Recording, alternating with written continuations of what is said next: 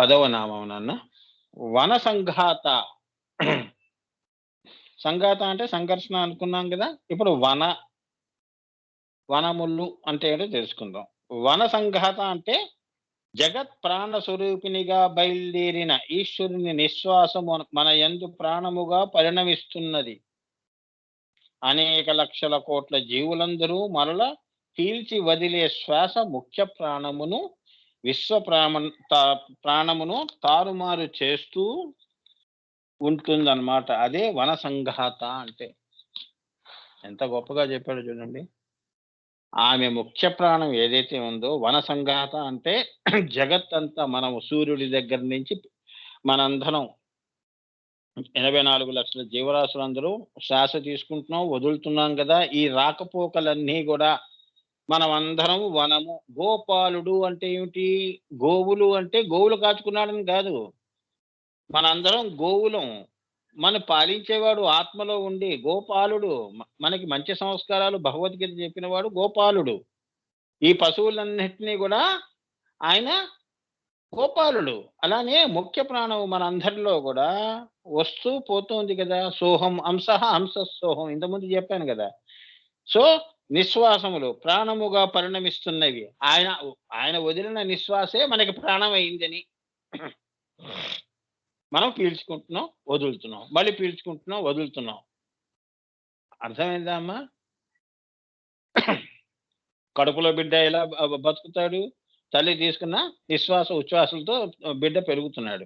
అలానే పైన అమ్మవారు అక్కడ ముఖ్య ప్రాణముగా ఆమె వదిలిన శ్వాస ఏదైతే ఉంటుందో, ఆ శ్వాస మనం పీల్చుకొని మళ్ళీ వదులుతున్నాం. ఆమె ఆ ఒక్క నిశ్వాస చాలు. ఈ సృష్టి కొన్ని యుగాంతాలు దాకా కూడా సృష్టి స్థితిలయ తిరోధానంగా బ్రతికి ఉన్నాయి అంటున్నారు.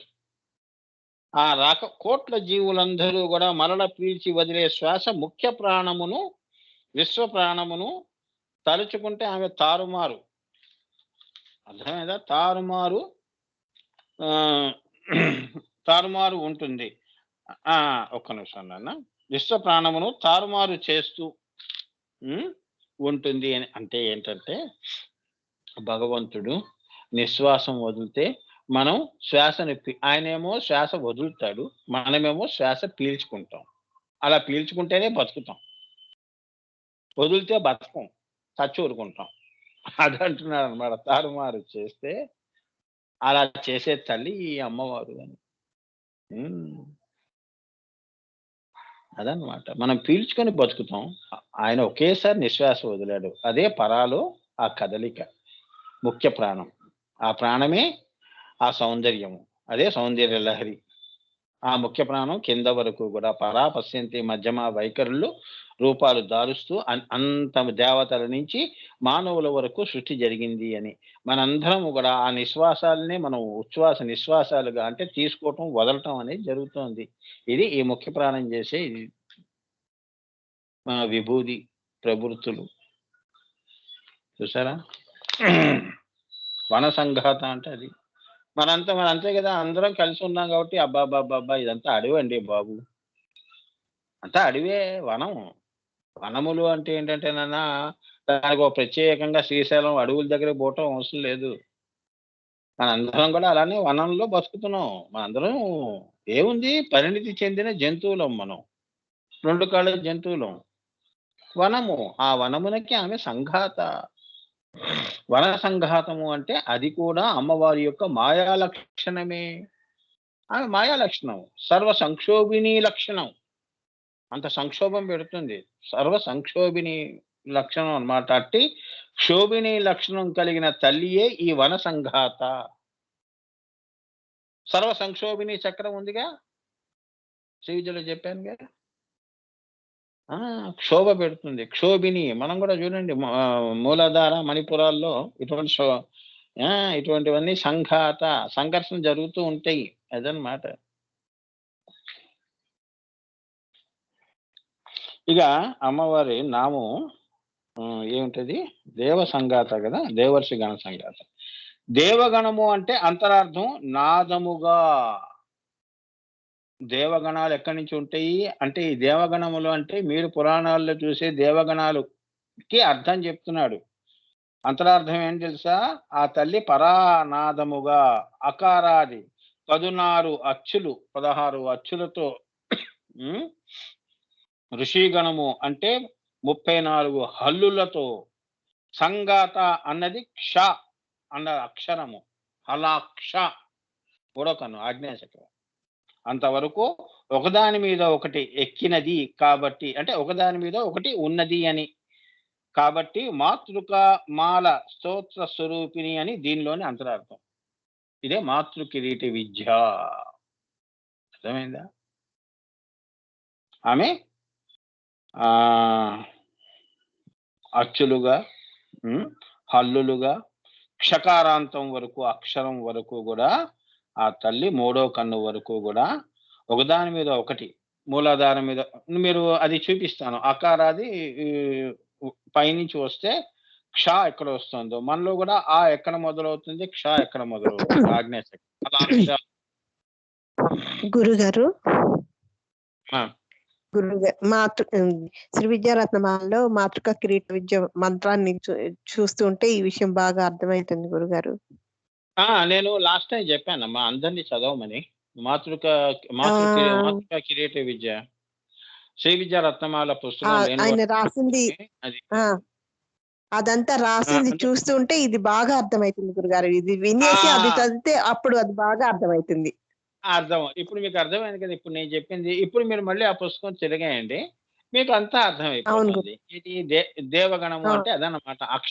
దేవగణము అంటే అమ్మవారి నాదగణము అని అక్షరగణము అని అచ్చులు హల్లులు ఇవన్నీ కూడా అమ్మవారి యొక్క దేవగణాలు. క్ష వరకు చాలా హలాక్ష వరకు కూడా ఈ సృష్టి అని.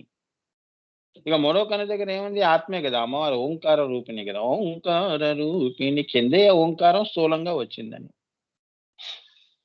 ఆ ఓంకారం నుంచి ఇగో ఏమొచ్చాయి? అకారాది 16 అచ్చులు, ఋషిగణము అంటే 34 హల్లులు, సంగాత అన్నది క్ష అన్న అక్షరము ఒకదాని మీద ఒకటి ఎక్కినది కాబట్టి మాతృకామాల స్తోత్ర స్వరూపిణి అని దీనిలోని అంతరార్థం. మాతృక ఆదిశంకరాచార్యుల వారి కూడా స్తవం ఉంది. ఇదే చాలా దేవర్షి గణ సంగాత స్తూయమానాత్మ వైభవ అంటే మాతృకామాల స్తోత్ర స్వరూపిణి అని కల్లోలసిత అని పాడారు కదమ్మా. అదే ఆయన ఎక్కడికి వెళ్ళాడు? క్షా పైకి. దాని పేరు అంతే గురుజీ, మాతృకాస్తవం అనే పెట్టారు దానికి. అసలు అమ్మవారు అది అని చెప్తున్నారు. అంటే రాజరాజేశ్వరి స్థితి నుంచి ఆయన మణిద్వీపాన్ని దర్శనం చేసుకుంటూ చూస్తూ ఆయన స్తవం చేశాడు అని, క్షాకి పైకి వెళ్ళాడు అని, ఇన్ని అక్షరాలు దాటి వెళ్ళాడని ఆదిశంకరాచార్యులు వారు అంటే అది, ఆనందఘన అంటే అది. వీరందరూ కూడా దేవర్షి గణసంగాత సూయమానాత్మ వైభవ అన్న నామంలో వీళ్ళందరూ కూడా అమ్మవారి దగ్గరగా ఉంటారు. వారు ఎప్పుడు అమ్మవారిని చూస్తూ ఉంటారు అన్నమాట. అది మాతృకామాల సూత్ర స్వరూపిణి అని అర్థం. దేవ అంటే సూర్య నేత్రము, ఋషి అంటే చంద్ర నేత్రము. దేవ అంటే సూర్య నేత్రము, అలానే ఋషి అంటే చంద్ర నేత్రము అని. అది దేవర్షి గణ సంగాత అంటే అగ్ని సోమాత్మకం జగత్తులో సూర్యుడు చంద్రుడు అంటే ఆత్మ నుంచి వచ్చిన ఈ సృష్టి శ్రీచక్రము లేదా చంద్రుడు మనస్కారకుడు. ఇదంతా కూడా ఈ మనసంతా కూడా ఎప్పుడు సూర్యుడిని స్తవము చేస్తూనే ఉంటుంది. ఋషులు ఎప్పుడు అమ్మవారిని స్తవం చేస్తూ ఉంటారు. బుద్ధిమంతులు మనసులో అమ్మవారిని పెట్టుకొని ఎప్పుడు స్తోత్రం చేస్తూ ఉంటారు అని. మనసు అటు ఇటు విచలము కాక మాయలో పడకుండా ఎప్పుడు మనసుని అంకితం చేయటం అంటే అది అమ్మవారికి. అప్పుడు నువ్వే ఆత్మగా వెలుగుతావు అని. ఋషిగణం చేసే పనులు ఇవి ఏమ్మా. మరి వేదాలు ఉపనిషత్తులు ఇవన్నీ మనకి ఎలా తెలిసాయి? సృష్టి అంటే ఏంటో మనం ఎలా బతకాలో అనేది చెప్పిన మహానుభావులు. అవునా? లేదా మనకు తెలియదు, జంతువుల్లో బతికేస్తాం. మనకేం తెలుసు ఎలా బతకాలో? అవునా? బట్ట వేసుకోవాలని, ఈ టైంకి భోజనం చేయాలని, ఆ టైంకి మందు వేసుకోవాలి, ఔషధులు ఇంతంతా ఎవరిచ్చారు? వారి యొక్క మనస్కారకులు వాళ్ళు. ఆ సూర్యుడిలో ఆ దర్శనం చేసుకుంటూ ఇది వేదాలన్నీ కూడా మనకి ఇచ్చారు. ఇలా జీవన కొనసాగించి ధర్మార్థ కామ మోక్షాలు అలా క్ష చేసుకుని అలా క్ష అలా వెళ్ళి సూర్యుడిలో కలవటం అంటే బిందువులో కలవటం అని. అది ఈ సర్వ సృష్టి కూడా అమ్మవారి మనసంతా కూడా శ్రీచక్రం. ఆ మనసుని ఎప్పుడూ కూడా వాళ్ళు స్తవము చేస్తూ ఉంటారు. సృష్టి యొక్క స్తవము చేయటమే చంద్ర చంద్ర నేత్రము అంటారు. ఏమ్మా సూర్యుడు సూర్యుడు ఏమిటి? కాంతి స్వరూపుడు, అన్నిటికీ సంకల్ప స్వరూపుడు. ఏమ్మా దాని నుంచి వచ్చినదే, సంకల్పం నుంచి పుట్టినదే చంద్రుడు, సూర్యుడి నుంచి పుట్టినదే చంద్రుడు. తారలు ఇవన్నీ కూడా సూర్యుడు, మన భూగ్రహాలు కూడా అందులో నుంచే పుట్టాయమ్మా, ఎవరికి తెలియని రహస్యాలు. అలా ఆ శివుడి యొక్క శివ సంకల్పమే సాకారం చేసిన తల్లి కాబట్టి ఈ ఋషిగణం అంతా కూడా చంద్ర నేత్రానికి సంబంధించిన వాళ్ళు. ఏమ్మా ఎప్పుడు ఆ మనసు అమ్మవారి యొక్క సృష్టి సంకల్పం సాకారమైన తర్వాత దాన్ని వాళ్ళు స్తవం చేస్తూ ఉంటారు. అందుకే మన సాంప్రదాయాల్లో కూడా భగవంతుడికి ఒక గొప్ప స్థానం మనం కల్పించాం.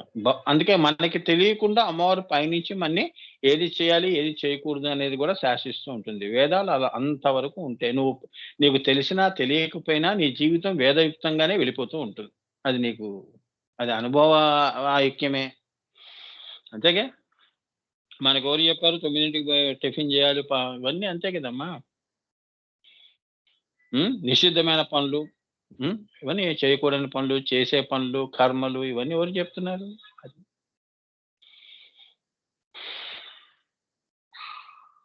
సో గణ సంఘాత అంటే అగ్నినేత్రం. ఏదైనా రాపిడి జరిగినప్పుడే, సంఘాతము జరిగినప్పుడే పృథ్వీలో అగ్ని పుడుతుంది. అందుకే సృష్టి అంతా కూడా అగ్ని సోమాత్మకం జగత్ అన్నారు. రాపిడి ఉండాలి కదా, సంఘర్షణ ఉండాలి కదమ్మా. సంకల్పం చేస్తే ఎలా? అందులో నుంచి ఒక రాపిడి అంటే ఏంటంటే అమ్మవారు శక్తి కదలాలి. సంఘర్షణ జరిగినప్పుడు సృష్టిలో ఏమొస్తుంది? అగ్ని అనేది వస్తుంది. అంటే సూర్య నేత్రం నుంచి సూర్యాగ్ని వస్తోంది అని, అంటే ఆయన తేజస్సు వచ్చి ఈ సృష్టి చేస్తోంది, సృష్టి స్థితిలయ చేస్తోంది అని. పరాశూన్యంలోనేమో త్రికోణంలో జరిగిన ఆ యొక్క సంకల్ప కార్యకారణాల యొక్క సూర్యనేత్ర చంద్రనేత్ర యొక్క సంఘర్షణ వల్ల ఈ సృష్టి వచ్చింది అని, రాపిడి వలన. అదే అమ్మవారిద్దరి యొక్క సమరస సమలీన సంయోగము అంటారు కదమ్మా. అలా రాపిడితోనే ఏదైనా అగ్ని పుడుతుంది. ఏమ్మా నువ్వు అగ్ని ఎలా పుట్టిస్తున్నావు? అగ్గిపెట్ట గీస్తేనే కదా అగ్ని వస్తుంది, దీపారాధన చేస్తున్నావు. మరి అది లేకుండా దీపం ఏమి వెలిగిస్తావు? ఈ సృష్టిలో కూడా అంతా సంఘర్షణ వల్లనే వస్తాయి. ఇదే దేవర్షి గణ సంఘాత సూయమానాత్మ వైభవ అంటే. నువ్వు సంఘర్షణ పడితేనే నువ్వు ఏదైనా పని చేయగలుగుతావు. ఊరికే సంకల్పం చేసుకుని ఇంట్లో కూర్చుంటే ఎట్లా? ఇవాళ నేను పలానా చేసుకుని తినాలి అంటే నువ్వు సంఘర్షణ పడతావు. వస్తువులు ఉన్నాయా? అయ్యో డబ్బు లేదు, డబ్బు ఎవరిని అడుగుదాం, అవి తెచ్చుకొని నేను వండుకొని తిందాం. ఇదంతా సంఘర్షణ. దీని తర్వాత వచ్చినది నీవు అనుకున్న పదార్థం.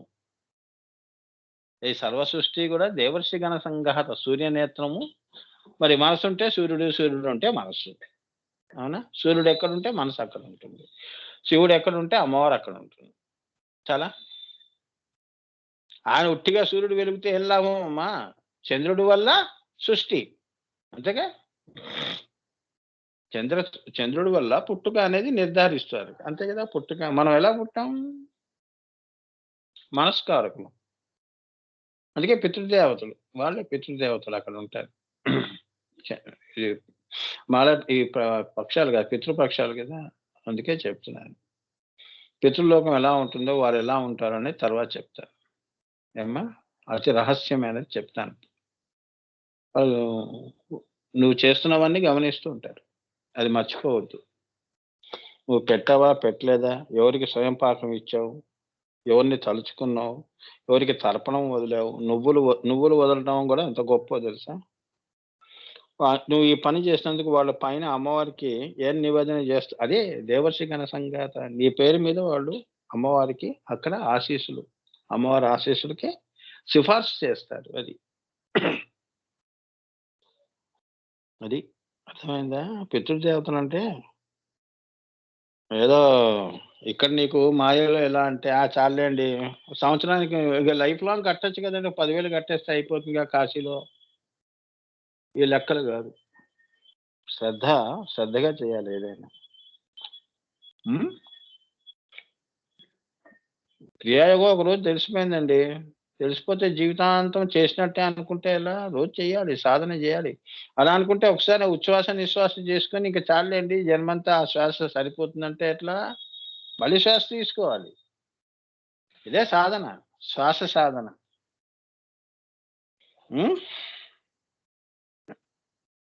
అంటే పృథ్వీలో అగ్ని పుడుతుంది. కాబట్టి దేవర్షి గణ సంఘాత అన్న 3 మాటల చేత సూర్య చంద్ర అగ్ని నేత్రములు అంటే అగ్ని సోమాత్మకం జగత్ కలిగిన తల్లి అని అర్థం. ఈ 3 తనలో పెట్టుకుని ఉన్నది అని. శివుడిని పెట్టుకుంది, శివుడి యొక్క తాపాన్ని పెట్టుకుంది. ఆ రెండిటి తాను కూడా మనస్కారినిగా ఉండి ఆ సంఘర్షణ చేసి సృష్టి చేస్తోంది తల్లి అని. సావిత్రి, గాయత్రి గాని.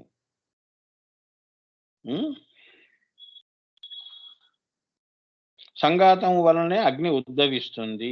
లోకంలో భూతాగ్ని యొక్క లక్షణం అది. అంటే ఏంటంటే సంఘాతం అంటే సంఘర్షణ వలననే అగ్ని ఉద్భవిస్తుంది. రాపిడి వలననే అవును అగ్గిపెట్ట గీస్తే కదా సంఘర్షణ రియాక్షన్ అయింది స్వామి, అందుకని మంట వచ్చింది. అగ్ని ఉద్భవిస్తుంది. లోకంలో భూతాగ్ని కూడా అంతే. సంకల్పం ఉంటే నీలో ఆ తాపం పెరుగుతుంది. సంకల్పమే లేనప్పుడు తాపం ఏమొస్తుంది? నిర్వికారంగా ఉంటావు. అర్థమైందా? అది ఈ సంఘర్షణ ఉంటుంది అని. పృథ్వీ ఆపస్ తేజో వాయు ఆకాశములలో పంచభూతముల పరస్పర సంఘాతం వలననే అగ్ని పుడుతుంది. అగ్ని ఎలా పుడుతుంది? ఈ పృథ్వీ ఆపస్సు తేజస్సు వాయువు ఆకాశములు ఈ పంచభూతముల పరస్పర సంఘాతం వలన. ఆకాశంలో మరి ఉరుములు ఎలా వస్తున్నాయి? సంఘాతం వల్ల ఉరుములు వస్తున్నాయి స్వామి. అమ్మో ఎంత వర్షం, ఎంత ఉరుములండి బాబు అని అంటున్నారుగా మీరు. ఏం పుట్టింది? సంఘర్షణ వల్ల. ఒక మేఘం రాసుకున్నప్పుడు ఏమొచ్చింది? అగ్ని వచ్చింది. అగ్ని పుట్టింది. సూర్యుడి యొక్క అగ్ని ఏదైతే ఉందో బీజములు అంకురిస్తున్నాయి అని. అంటే పుట్టుక ఆయన భోజనం స్థితికారకుడు సూర్యనారాయణమూర్తి. నేను పుట్టించింది చంద్రుడు. అవునా? మెన్స్ట్రువల్ సైకిల్స్ అమ్మా అన్ని ఇవి తిరుగుతూ ఉంటాయి. వచ్చేవాళ్ళు వస్తుంటారు, పోతూ ఉంటారు. వీళ్ళందరికీ రాకపోకలు ఈ గర్భము అని. ఇదంతా దేని మీద ఆధారపడి ఉంది? చంద్రుడి మీద ఆధారపడి ఉంది. నీ స్థితి అంతా సూర్యుడి మీద ఆధారపడి ఉంది. ఇదే వాళ్ళు వాగర్ధ వివ సంపుట్టో వాగర్ధ పతిపతి జగతో పితరో వందే పార్వతీ పరమేశ్వరు. అది కళ్ళకు కనిపించే శివపార్వతులు ఎవరు అంటే సూర్యచంద్రులు అని అర్థం చేసుకోండి. అది పైనేమో అగ్ని సోమాత్మకం జగత్గా ఉంటారు. సంఘర్షణ జరిగితే అదే సంఘర్షణ మళ్ళీ సూర్యచంద్రుల్లో జరిగితే మనందరం సృష్టి జరిగింది అని సింపుల్గా చెప్తున్నానమ్మా, డీటెయిల్డ్గా చెప్పట్లేదు. ఎందుకంటే డీటెయిల్డ్గా వెళ్ళామంటే మళ్ళీ శ్రీ విజయంతా చెప్పాల్సి వస్తుంది. పంచభూతంలో పరస్పర సంఘాతము వలనే అగ్ని పుడుతోంది అన్నాం కదా. అది కొంత దృశ్యము కావచ్చు, మరికొంత అదృశ్యము కావచ్చు. రహోయాగంలో కూడా ప్రాణ అపాన సంఘాతం వలనే చిదగ్ని పుడుతుంది. నేను మొన్న ముఖ్య ప్రాణం ఉదాహరణ ప్రాణ ఉత్పత్తి మీకు ఫార్వర్డ్ చేసినట్టున్నానమ్మా, వినండి. పెద్ద గురువు గారిది. ప్రాణ అపానాన్ని మనం సంఘాతం చేయాలి అంటే మన కూర్చునేటప్పుడు శ్వాస తీసుకుంటాం కదా, కుంభకం చేయటం అన్నమాట. ఆనస్ మూసేయటం, ప్రాణ అపాన సంఘర్షణ చేయటం అంటే సీసా మూత ఎలా బిగించేస్తాం అలా అన్నమాట. సంఘాతం చెయ్యాలి. సంఘాతము ప్రాణాన్ని సంఘాతము కుంభకము చేసినప్పుడు ఉదాహరణ ప్రాణ ఉత్పత్తి జరుగుతుంది. అది రహుయాగంలో జరుగుతుందమ్మా. ప్రాణ అపాన సంఘాతం వలనే చిదగ్ని పుడుతుంది. చిదగ్ని అంటే ఏంటంటే నీ ఆత్మ పుడుతుంది. నువ్వు ఆత్మగా ఉంటావు అని. ఇంకా దేహముగా ఉండవు, సూక్ష్మముగా ఉండవు, యాస్ట్రల్గా ఉండవు, ప్రాణంగా ఉండవు. నువ్వే జ్యోతిగా ఉంటావు. అదే దేవత. 3వ గణ దగ్గరికి వచ్చినప్పుడు నువ్వు దేవతవి. దేవర్షి గణ సంఘాత అంటే ఇది.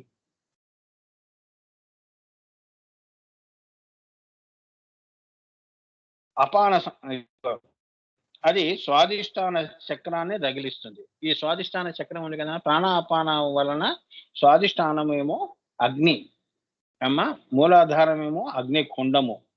అందులో మనము నెయ్యి వేసి, అంటే శ్వాస అనే నెయ్యి వేస్తే అక్కడేమో స్వాదిష్టానంలో ఏమవుతోంది, రగిలిస్తున్నాం. ఆ మంటలకి అక్కడ ఉన్న తేజస్సు ఏదైతే ఉందో అది, అంటే అమ్మవారి కుండలిని శక్తి ఒక్కసారి నీకు ఒక అనుభూతి వస్తుంది, లేవటం.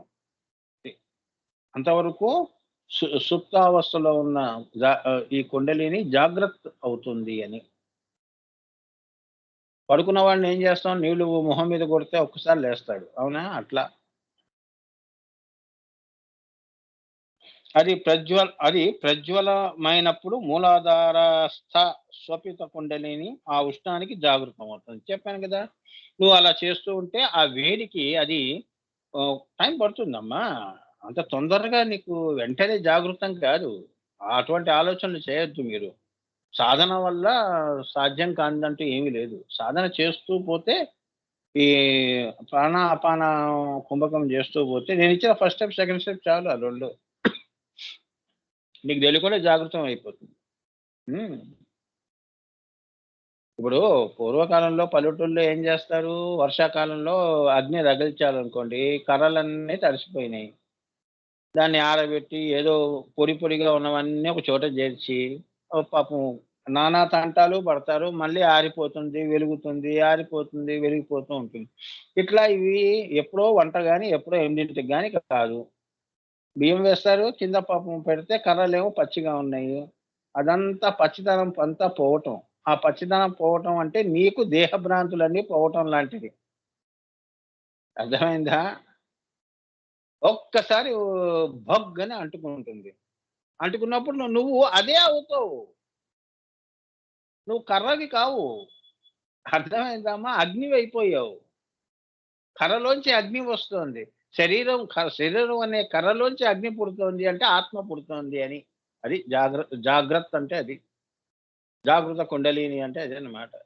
అది రావాలి. అది వస్తే అది చాలా మందికి పాపం ఇదొక్కటే ఇక్కడే ఓడిపోతున్నారు. కానీ పైనంతా కూడా థియరటికల్‌గా అంతా తెలుసు వాళ్ళకి. అందరూ జ్ఞానులే, మహాజ్ఞానులు, మహాముదుర్లు. కానీ ప్రాక్టికల్స్‌కొస్తే సున్నాలో ఉంటారు. అర్థమైందా? అందుకే అన్ని సంస్థలు పెట్టి, ఆశ్రమాలు పెట్టి మేము నేర్పుతాం క్రియాయోగ, సుషుష్మ క్రియ అని, ఆ క్రియ అని, ఈ క్రియ అని 1000 నామాలు పెడతారు. ఉన్నది ఒకటే క్రియ ఫస్ట్ స్టెప్. బాబాజీ చెప్పింది. అంతకంటే గొప్పవాళ్ళా వీళ్ళు? అవునా? వాళ్ళు ఈ ప్రాణం దగ్గరికే రావాలి కదమ్మా. పేరు మారినా ఊరు మారదుగా. ఊరు అదే. నువ్వు పుట్టినదా ఎక్కడ పుట్టావు అంటారు, ఇండియనా అంటారు. అమెరికాలో నువ్వు పెరిగినా నువ్వు ఇండియన్‌వేగా అంటారు. ఊరు మారదు. అవునా? అప్పుడు బ్రహ్మగ్రంథి అసుర మండలము ఆ ఉష్ణానికి జాగృతం అవుతుంది. బ్రహ్మగ్రంథి ఏమిటి? అసుర మండలము, విష్ణు గ్రంథి ఋషి మండలము, రుద్రగ్రంథి దేవ మండలము. ఇది రాసుకోండి 3. నువ్వు ఎక్కడి నుంచి బయలుదేరావు? అసుర స్వాధిష్టానము, అలానే మూలాధారము 2 కూడా అసుర లక్షణాలు, రాగద్వేషాలతో ఉంటాయి. ఈ చక్రాలు ఎప్పుడు లోకంలో ఏం వ్యవహారాలు జరుగుతున్నాయని తిరుగుతూ ఉంటాయి. అవి నేను ప్రజ్ఞా విలాసంలో చెప్తానులే, కానీ ముందైతే ఈ విషయం తెలుసుకోండి. ముందు 3 ఏమిటి? అదే బ్రహ్మ గ్రంథి విభేదిని, విష్ణు గ్రంథి విభేదిని ఇలా ఉంది కదమ్మా. ఆ పేర్లకి ఏంటంటే దేవర్షి గణ సంఘాత సూయమానాత్మ వైభవ అంటే బ్రహ్మ గ్రంథి ఏమో అసురులని నువ్వు అక్కడ సంహారం చేసావు. ఇదే మహిషాసుర మర్దిని అంటే. అలానే విష్ణు గ్రంథి ఋషి మండలము అంటే ఏమిటి? విష్ణు గ్రంథి హృదయ స్థానం కాబట్టి అక్కడ ఎప్పుడు దేవతలు, మనం కూడా అంతే కదా, ప్రాణ పూజలు చేయటం, శ్వాసలు తీసుకోవటం, రావటం, పోకలు, ఇవన్నీ కూడా దేవతలు చేసే పనులు. అది విష్ణు గ్రంథి. ఇంకా పైకి వెళ్ళావు అంటే అది రుద్ర గ్రంథి, అది దేవమండలము, అది దేవర్షి గణ సంఘాత. అందుకే నువ్వు ఈ యొక్క బ్రహ్మ గ్రంథి నుంచి జాగృతం అయ్యి నువ్వు దేవగణంలోకి ఒకటిగా వెళ్ళు.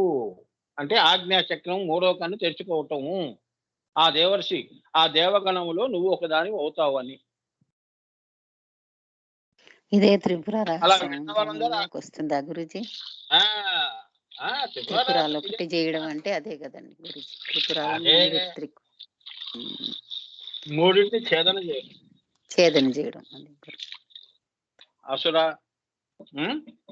సంకల్పాలు నిసంకల్పాలు చేయటం విష్ణు గ్రంథిలో అదంతా ఏమైంది చివరికి దేవగణం. అబ్బా వాడి కోరిక లేడండి, వాడు దేవుడు అండి అంటాం. అవునా? వాడికి ఏ కోరిక లేవండి, వాడు అన్నిటికీ అతీతం అండి, వాడు నువ్వేమన్నా దేవుడు అనోయ్ అని అంటుంటాంగా మనం కూడా. కింద మనం సామాన్య భాషల్లో దేవతలు చేసే పనులను నువ్వు చేస్తున్నావు, నువ్వేం దేవతలా అంటారు సరదాగా. ఇక సంకల్పం లేనప్పుడు నువ్వేమవుతావు? దేవుడివే అవుతావు. జీవుడు దేవుడు అయ్యాడు కదమ్మా. ఇక జీవ లక్షణాలు ఎక్కడున్నాయి?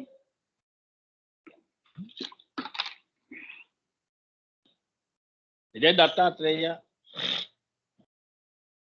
ఓం మహోం మహోం ఓం హ్రీం హోం అంటే మన వరకు ఏంటంటే ఇది స్థూలంలో జరిగిన మూడు శిరస్సులతో ఉన్న ఈ దత్తాత్రేయ స్వరూపం పోయి నీకు ఏకముఖి దత్త అనేది ఇస్తాడు. అదే దేవగణము అంటే.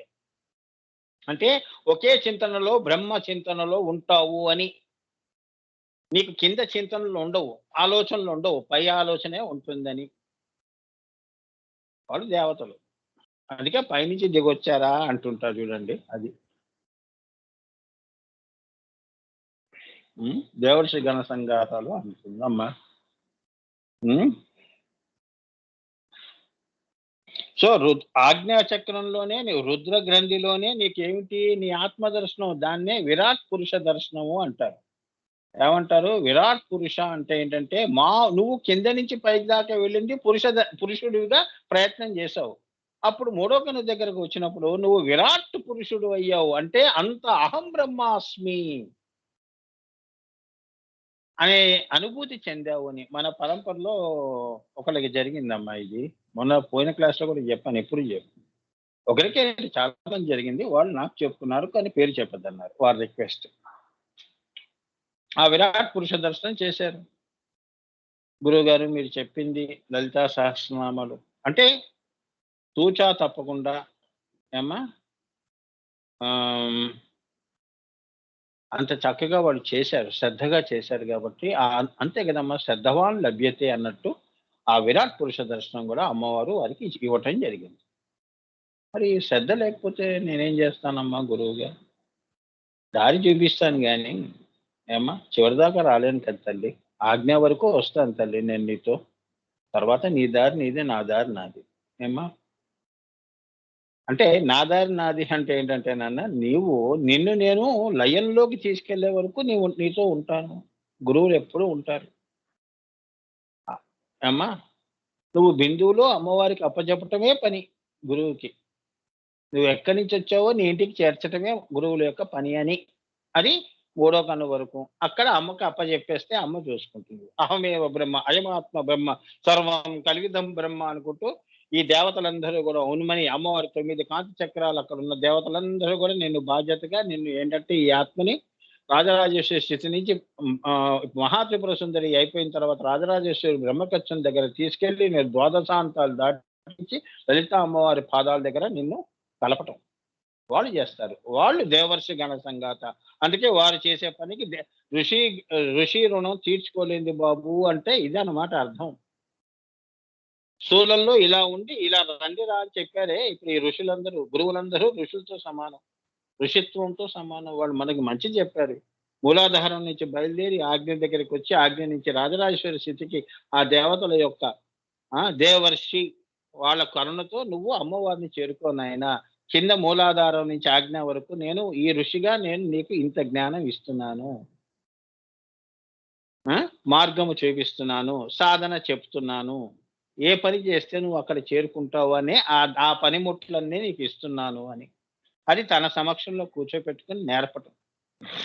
ఇవన్నీ స్థూలంలో జరిగే పనులన్నీ పాపం ఈ గురువులు చేస్తూ ఉంటారు కష్టపడి.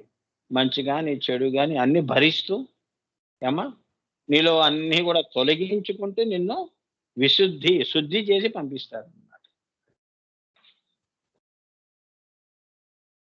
అది ఆత్మ వైభవము, అసలు వైభవం అది. మూడో కన్ను కింద ఉన్నది వైభవం కాదు.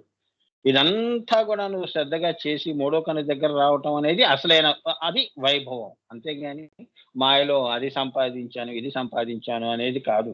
వైభవం అంటే అదనమాట. మూడో కన్ను దాకా ప్రస్థానం ఏ ఆటంకం లేకుండా గణపతి నన్ను ఆశీర్వదించే శక్తి, సుబ్రహ్మణ్య స్వామి షట్చక్ర భేదన చేయించి నన్ను తండ్రి దగ్గర మూడో కన్ను, మూడో నేత్రం దగ్గర త్రిపుటి భంగం చేసి సీయింగ్ అనేది చేసి అక్కడి నుంచి నన్ను అమ్మవారి దగ్గరికి పంపిస్తున్నారే ఈ కింద వాళ్ళు, వాళ్ళ రుణం ఏమిచ్చి తీర్చుకుంటాం, అవునా అని చెప్తున్నారు. శరీరం నుంచి స్థూల సూక్ష్మతరం వరకు నిన్ను తీసుకెళ్లే వీళ్ళందరూ కూడా, నేను అక్కడ చేర్చే వీళ్ళందరూ కూడా ఋషిగణము. అదే దేవర్షి గణ సంఘాత సూయమానాత్మ వైభవ అంటే. అసలైన వైభవం నువ్వు అమ్మవారిలో లయం కావటం. మామూలు వైభవం విరాట్ పురుష దర్శనం వైభవం. నువ్వు ఆత్మని నేను అని అనటం ఎంత గొప్ప వైభవం. ఇప్పుడు అనగలుస్తామా? అనలేము. ఇంకా అంత స్థితి రాలేదండి అంటాం. అది మన పరిస్థితి. అర్థమైందమ్మా? సరైన గురు సాంప్రదాయాలు ఇప్పుడు మన పరంపరలో ఇప్పుడు నాకు మొన్న ఒకళ్ళు చెప్పిందే కాకుండా ఇంకా చాలా మంది ఉన్నారు. వాళ్ళ పేర్లు చెప్పకూడదు కదా, అందుకే చెప్పను. వాళ్ళు వాళ్ళ మార్గం వాళ్ళు తెలుసుకున్నారు, వెళ్ళారు. మనందరం కూడా వారికి దండం పెట్టి వాళ్ళు మంచి స్థితికి వెళ్ళాలని ఆశీర్వదించాలి. అంతే మన డ్యూటీ. మనకెందుకు వాళ్ళ యొక్క స్వానుభవాలు? అంతే కదమ్మా, మనకెందుకు? ఎవరి ఇప్పుడు నీ పని నీదే, పక్క వాళ్ళ పని పక్క వాళ్ళదే. వాళ్ళ విషయాలు వీళ్ళు, వీళ్ళ విషయాలు వాళ్ళు, మనకెందుకు? మన సాధనలో మనం ఏం చేయాలో అనేది మన యొక్క కన్సర్న్. అది చూసుకోండి, దాని మీద శ్రద్ధ పెట్టండి. అంతేగాని వాడికి వచ్చింది నాకు రాలేదు స్వామి, నాకు ఎప్పుడు వస్తుందని చెప్పి ఊరంతా తిరగటం కాదు. ఏమ్మా, వచ్చే టైంలో వస్తాయి. అమ్మా, అది ఆత్మ యొక్క వైభవము. ఆత్మ పురుష దర్శన ప్రాప్తి అవుతుంది. నీ ఆత్మను నువ్వు చూసుకుంటావు అక్కడ. ఇప్పుడు నువ్వు చూసుకుంటున్న శరీరంతో ఈ రూపం ఉండదు అక్కడ. అది గుర్తుంచుకోండి, రాసుకోండి. ఇప్పుడు మీరు రామకృష్ణ గురువు గారు అని చెప్పి ఈ రూపం చూస్తున్నారుగా, ఇలా ఉండదు. అది మూడో కన్ను దగ్గర చాలా సౌందర్యంతో ఉంటుంది. ఉదాహరణకి మీకు చెప్పాలి అంటే, మీ ఆనందఘన మామూలుగా ఫోటోల్లో మీరు చూస్తున్నారు కదా, ఆయన అలా ఉండడు. అసలైన రూపాలు ఏమిటి తెలుసా? ఆయన పుస్తకాల మీద నేను కొన్ని ప్రింట్ చేశానే, అది రూపం ఆయనది.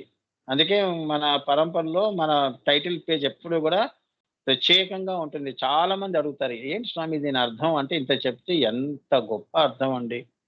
ఏదో గూగుల్ నుంచి డౌన్లోడ్ చేసుకుని ఆ ఫోటో పెట్టేయటం కాదు. ఆ పెయింటింగ్స్ అన్ని నా దగ్గర ఉన్నాయి. గురువు గారు మాకు దర్శనం ఇచ్చిన పెయింటింగ్స్ నా దగ్గర ఉన్నాయి. అవి చూపిస్తాను, చూడండి, ఆశ్చర్యపోతారు. అసలైన ఆత్మ సౌందర్యంతో ఉంటారు వాళ్ళు. ఆత్మ పురుష దర్శన ప్రాప్తి జరుగుతుంది. కాబట్టి ఈ నామానికి అంతర్యాగంలో, రహుయాగంలో ఈ అర్థాన్ని స్వీకరించి తెలుసుకోవలెను. అంతర్యాగం చేసి రహుయాగ ప్రాణంతో క్రియ చేసి ఈ రహస్యాన్ని తెలుసుకోనాయనా అని చెప్తున్నారు. అంటే గురువులు ఇచ్చిన నీకు ఫస్ట్ స్టెప్, సెకండ్ స్టెప్ చేసుకొని ఈ నామాన్ని అనుభూతి చేసుకో. ఇదే పరమ రహస్యము. ఇదే నీకు ఆత్మ దర్శనం అనేది జరుగుతుంది. ఆ ఫస్ట్ స్టెప్, సెకండ్ స్టెప్ నేను, అది మనకి పారంపర్యంగా మా గురు పారంపర్యంగా హిమాలయాస్ నుంచి వచ్చిన ఈ స్టెప్పులు ఈ రకంగా వెళ్ళండి అని కొన్ని వందల మందికి వచ్చింది. మరి నేను అనుభూతి చేయించానుగా. అంటే నేను అంటే అమ్మవారి గురువు మండలం చేయించిందా లేదా? మెసేజ్లు వస్తున్నాయా లేవా? బెంగళూరు కదిలిపోయింది. ఫస్ట్ స్టెప్కే వాళ్ళు ఆశ్చర్యపోయారు. అదనమాట. అంతేగాని ఊరికే ఏవో చెప్పుకుంటూ 4 డబ్బులు వెనకేసుకునే సంస్థ కాదు మనది. మనం ఏంటంటే సీరియస్ పీపుల్, సీరియస్గానే ఉంటాం, సీరియస్గానే వెళ్ళిపోతాం. నాకేమి వెనక వేసుకునేది ఏం లేదు. ఏదన్నా నాకు భక్తులు ఇచ్చింది నేను మళ్ళీ అమ్మవారికే ఇచ్చేస్తాను. నేనే దాచుకోనమ్మా. అమ్మకే నైవేద్యంగా పాపం మీ యొక్క ఫ్యామిలీస్, మీ పేర్లు వంశ పారంపర్యంగా వచ్చే తరాలు కూడా తరించాలని చెప్పి మేము ఒక మంచి పని మీతో నేను చేయిస్తాను. అంతేగాని ఆ డబ్బు ఏదో నా కోసం ఇవ్వండి అని నేను ఎప్పుడు అడగను. అందుకని నాకు అమ్మవారు ఇచ్చిందే చాలు. అడిగే స్థితి వచ్చింది అంటే నేను అమ్మవారిని అడుగుతాను. నువ్వైనా నేనైనా అమ్మనే అడగాలి. అంతేగా. అది మనకెందుకు డబ్బుతో వ్యవహారాలు ఎందుకు? మనం ఏంటంటే ఆ గురువులు ఏం చెప్పారో అది మనం ఇచ్చామా లేదా లోకానికి. ఎంత గొప్ప సంపద ఇచ్చాడండి ఆయన పోతూ పోతూ వాళ్ళ అబ్బాయి. ఎంత త్యాగం చేశాడు. మరి ఎన్నో ఉంటాయి. నాకు కూడా మీలా జీవితాలు గడపాలని నాకు ఉండదు. కానీ అన్నీ కూడా వదిలేశాను. వదిలేశాననే బాధ లేదు. ఒకటి పోయింది, ఒకటి వచ్చింది అనే సంతోషము లేదు. కేవలం నాసదీయ సూక్తం. అమ్మని అలా చూస్తూ ఉంటానంతే. నిస్సంకల్పంగా చూస్తాను. దర్శనం చేసుకుంటూ ఉంటానంతే. ఆ చల్లని చూపులే నన్ను నడుపుతున్నాయి. ఆ గురుమండలం, ఆ యొక్క ఆశీస్సులే నన్ను ఇంత గొప్ప గొప్ప కార్యాలు చేయిస్తున్నాయి. ఇది నా యొక్క ఆ! కృషి కాదు. నా యొక్క గొప్పతనం కాదు. ఏదైనా గొప్పతనం ఉంది అంటే అది అమ్మవారి గొప్పతనం. వైభవం ఆవిడదే గాని మనదేమీ లేదు. ఏమ్మా! మనం పుట్టటమే, ఆ తల్లి నన్ను పుట్టించడమే అది గొప్ప వైభవం. ఈ శరీరం మళ్ళీ అమ్మ తన కార్యంలో ఉపయోగించుకోవటం అంతకంటే వైభవం ఏముంది? ఇప్పుడు లౌకికంలో అందరూ వారి కోసం మన టైము మనం మళ్ళీ బాగా ఉపయోగించుకుంటారు. అవునా? అలా కాదు కదా అమ్మవారి విషయం. అది. సో, ఇక్కడికి నామం అయింది నాన్న. హ్మ్. 64 నామాలు అయినాయి నాన్న.